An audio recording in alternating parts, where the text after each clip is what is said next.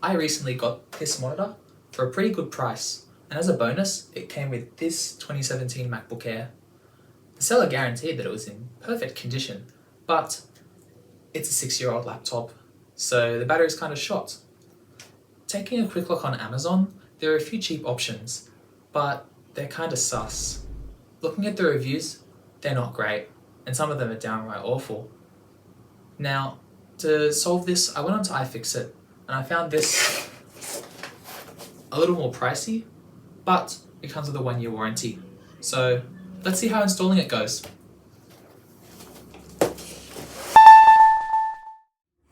Alright, here we are.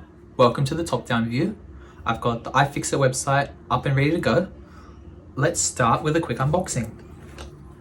So it came in this box, pretty standard cardboard.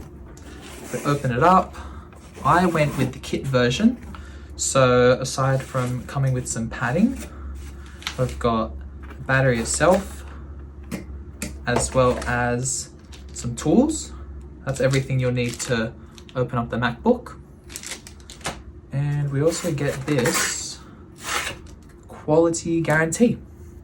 Very cool. Let's move this out of the way. Now, let's see what this looks like.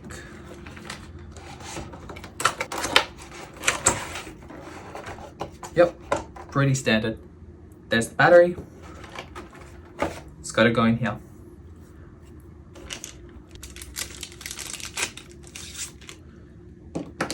Okay, I've taken everything out. Let's get into it. The first step is to flip this over and take our screwdriver, which very conveniently, very tight friction fit. Now, I believe the first thing is the P5 pentalobe. So we'll take that out and put it on the end. Very nice. Magnets, always a good thing. And we'll start by removing all the screws on the bottom.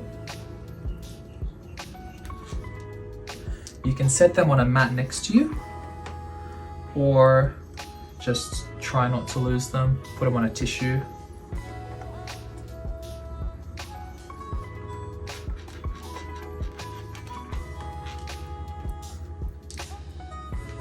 Okay, now these two back ones are a bit longer than the rest, so that's an easy way to tell which goes where.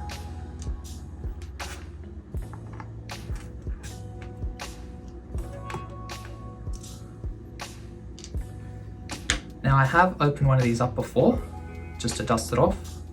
So if memory serves, we just gotta pull up and kind of pull it away. Set that aside. Now moving on to the next step. Disconnect the battery. Yeah, obviously. That's what's being replaced.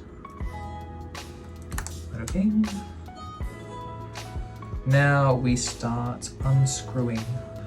I'm using the same one that I used for the case screws that are over here. And they seem to be working for the battery screws as well.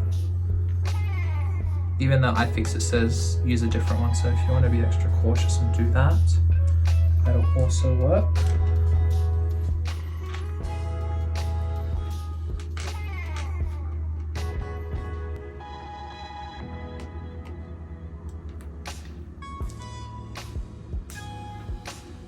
Okay, 1, 2, 3, 4, and don't forget the center screw.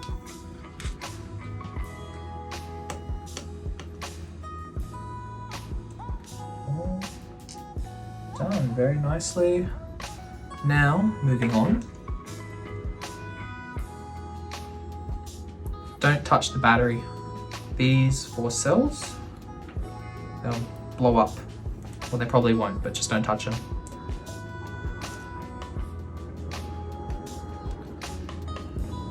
It's actually a bit hard to take them out without touching them. I think this is the best. Yeah, pull up from there and set it aside.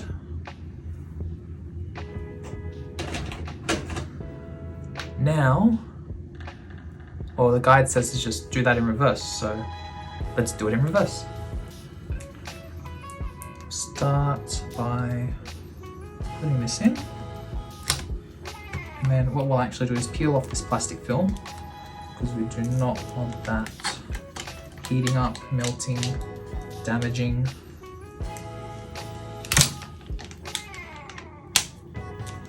Now, the iFixit battery does seem to be very close to the specs of the original battery, which is nice. I do want that. I want, you know, same battery life, if not better. Whereas other brands offered different capacities, and then some others even offer different voltages, which is kind of worrisome because I want it to have the right amount of power going to the CPU. Now we're going to screw it all down.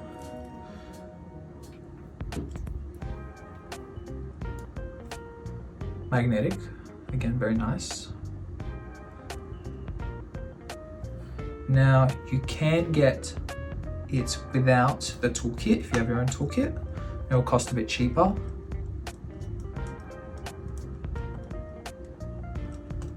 But this works for me. Who knows, maybe I can buy other iFixit screwdriver kits that'll work with this one.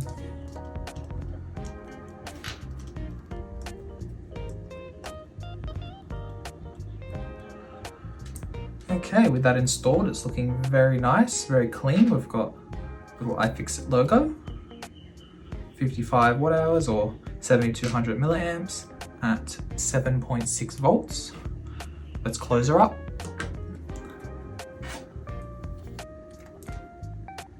Actually, I probably need to plug in the battery.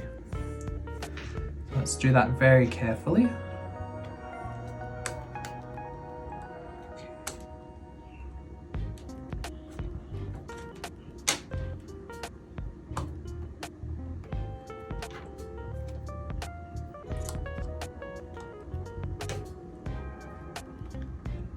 Yeah, okay. So this spudger thing does really help with getting that back into its socket.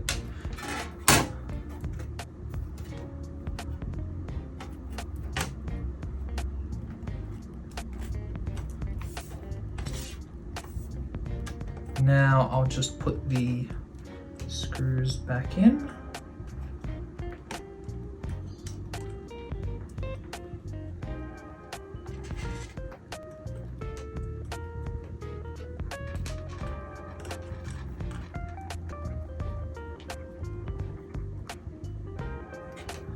All right, and there you have it. New battery installed. I'm going to toss this on the charger. iFixit recommends that you charge it to 100% first and then let it keep charging for another 2 hours. Then use it till it's completely dead and charge it back up to 100%. So I'll check back in a few days and let you know how it went. 5 months later. All right, I'm gonna keep this short because the video is already long enough as is. It's been great. Ever since the battery swap, I haven't had any random shutdowns. I haven't had it die before reaching 0.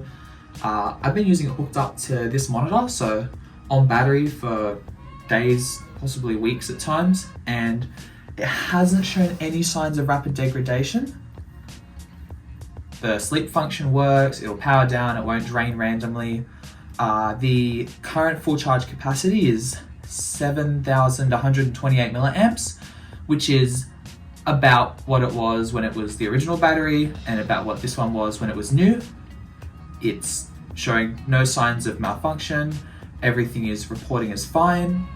If anything changes in the future, I'll let you know. But for now, I'm going to enjoy this MacBook.